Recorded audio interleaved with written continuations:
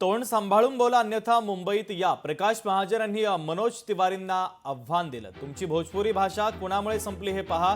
तुम्ही मुंबईतच चित्रपटाची शूटिंग करता आणि बोलता काय असं प्रकाश महाजन यांनी म्हटलेलं आहे. राज ठाकरेंसोबत जो जाईल तो समाप्त होईल अशी टीका जी आहे ती तिवारी यांनी केलेली आहे. जाणून घेऊयात. काय सांगाल काका? एकीकडे मनसे आणि मराठी हा जवळचा मुद्दा आहे, हिंदुत्वसुद्धा हा मुद्दा आहे. मात्र जेव्हा मराठीच्या मुद्द्याला धरून तुम्ही पुढे येता तर त्यावेळेस अशा प्रकारे राज ठाकरेंसोबत जो जाईल तो समाप्त होईल असं देखील बोललं जातं आहे. काय सांगाल? राज ठाकरेवर तू आलास का?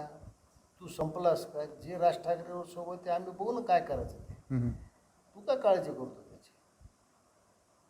आणि कुणासाठी तू बोलायला? अरे तुमची भोजपुरी भाषा कुणामुळे संपली अगोदर पहा, नंतर बाकीचं बोला तुम्ही. हिंदीचं अतिक्रमण झाल्यामुळं भोजपुरी भाषा संपली.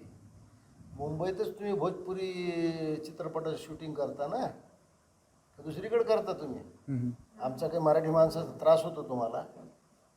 बोलता काय तुम्ही? मग मनोज तिवारी असू किंवा तो निशिकांत दुबे असू, निशिकांत दुबेचं काय वक्तव्य? राज ठाकरेला मी हिंदी शिकवली. अरे ज्याच्या बापाने मोहम्मद रफीकडून मराठीत गाणे गाऊन घेतले, तो बाप माणूस होता संगीत क्षेत्रातला.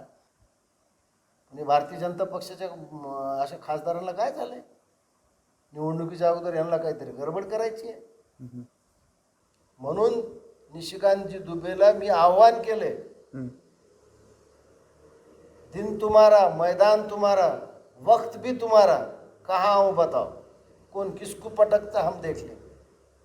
अरे आम्ही मराठी माणसं आहोत. अफगाणसुद्धा आम्हाला चळचळ का पाहिजे? येते कोण बिहारी, यांना कोण भ्यायले? अशा धमके देणं सोडून द्या मला. मराठीचा मुद्दा हा आमच्या अस्मितेचा आहे आणि विशेष म्हणजे या ठिकाणी ज्या पद्धतीनं भाजपच्या नेत्यांकडून धमक्या दिल्या जात आहेत किंवा विधानं केली जात आहेत हे कुठंतरी राजकीय स्वार्थासाठीच केलं जात आहे की काय असा देखील संशय व्यक्त केला जातोय. सचिन बडे, लोकशाही मराठी, छत्रपती संभाजीनगर.